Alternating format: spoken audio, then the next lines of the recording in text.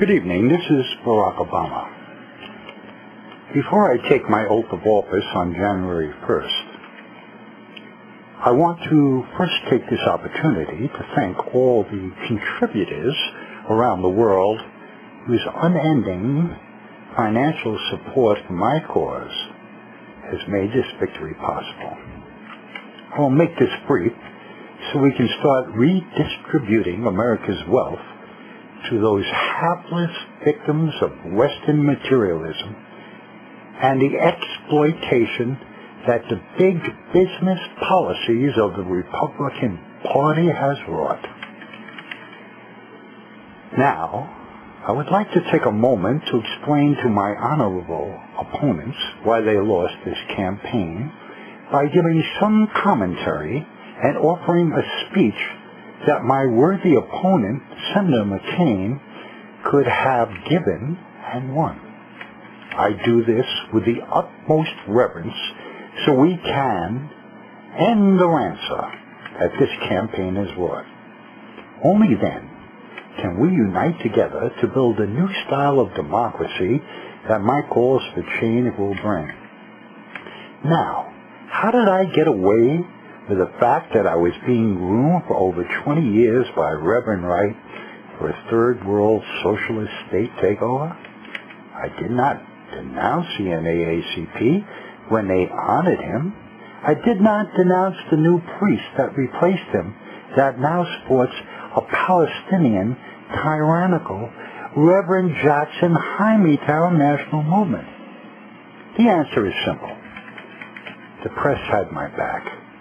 They hated the Republicans and the religious right. Rumsfeld had been talking down to the press along with the great excommunicators from the Bush White House for years on end.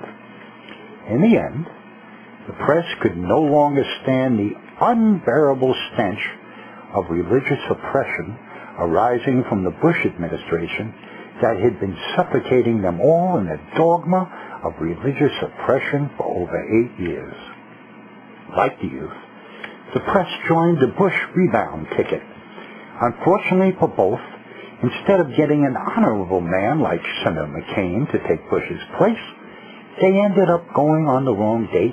They got pimped by me, Barack Obama. The simple fact is, after what happened in Katrina, what could the press say about my negative past? That misstep by Bush opened the door to my reportations. Slavery is America's original sin speech, where I could justify a society that Karl Marx envisioned. Yes, a society for over 40 years now has Cuba experiencing more of the same in Karl Marx's name. This is the society, America, I'm going to build for you, where thugs like Acorn control the government. The loss of inalienable rights is available to all, and redistribution of wealth that embraces the ideals that a downward Wall Street, upward Main Street, convertible municipal bonds governments can bring. Senator McCain, you needed a knockout punch because I branded you as a Bushman with 4 more years of the same campaign. I knew from the get-go you would say nothing about me being a communist because it's a race thing that such a statement would bring, and because you were an honorable man like myself. Now, unfortunately for you, the majority of our youth now believe that spreading America's democratic ideology and institutions of freedom to end poverty, tyranny, and terrorism in the world is an albatross around their necks they say must be removed. But now that I have won, here is the truth. Let's all make up, since we all have to work together here. To that end, in response to my Obama slavery is America's original sin, blame Whitey speech, to grant clemency for my spiritual mentor's goddamn America racial rants for over 20 years, I now say this to set the record straight. The history of the American people has been forged by a fire that was ignited by those whose eternal commitment to wage an endless struggle against the forces of tyranny from within and outside our borders was set in motion at our country's outset. Many people came to this country, some for political reasons, some to escape persecution, and some for economic reasons, and many were forced, like my ancestors, to come here and be sold as slaves. But once under the canopy of liberty's roof, all would eventually take up freedom's call and collectively begin to rewrite the final chapter in human history that would amend and put asunder all the sins and transgressions that their founders and forefathers had committed in the past, where they continuously waged war amongst and against each other in tyranny's names. Domains which they served without reservation in the pre-constitutional era. That was my relatives, your relatives, and even people's relatives in America from Sudan that are still selling black people into slavery.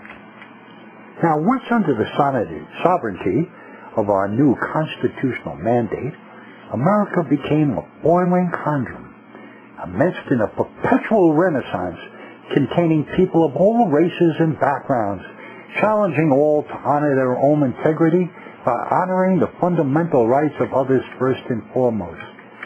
It is here we find the key to understanding America and her destiny in the world.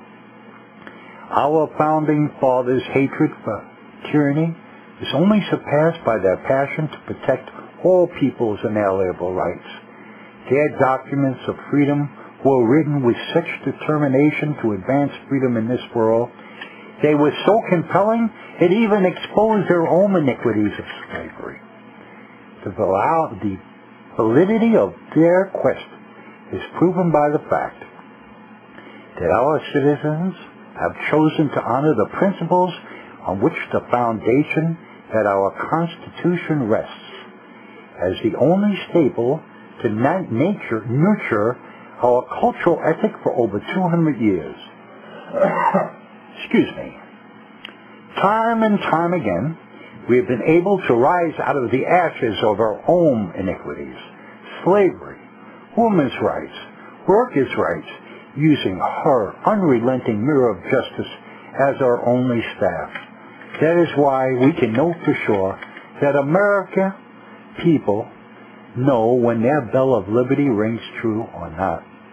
Our progress towards liberty today has continued because of those who would not remain silent witnesses to evil, but who would stand up for change in order to honor and preserve our sacred documents so all future generations of Americans would not be defenseless in the face of tyranny's advances. So today, I arise again, Barack Obama, to bring honor to our founders' noble mission that was forged through the trials of millions of unknown heroes whose selfless dedication, whose resolve to preserve this eternal mosaic has brought me to the position where I stand today as the President of the United States of America, the first American of African descent who is President. What original sin was I talking about? The sin of our Italian, German Americans who went to war killing their own brethren, throwing them under tyranny's bus in world wars in order to protect us from those who would bring down a reign of tyranny and terror upon humankind, or those who died in our Civil War fighting against slavery, or fought for women's rights, those who sacrificed their lives in civil rights era? What original sin do I speak of? Didn't you figure it out? You've been punked, and I pimped you. I'll see you all at my massive Obama Youth Mao Zedong rallies. Comrades, join with me. Let's go forward and change the world in Obama's name. There's nothing we can't achieve.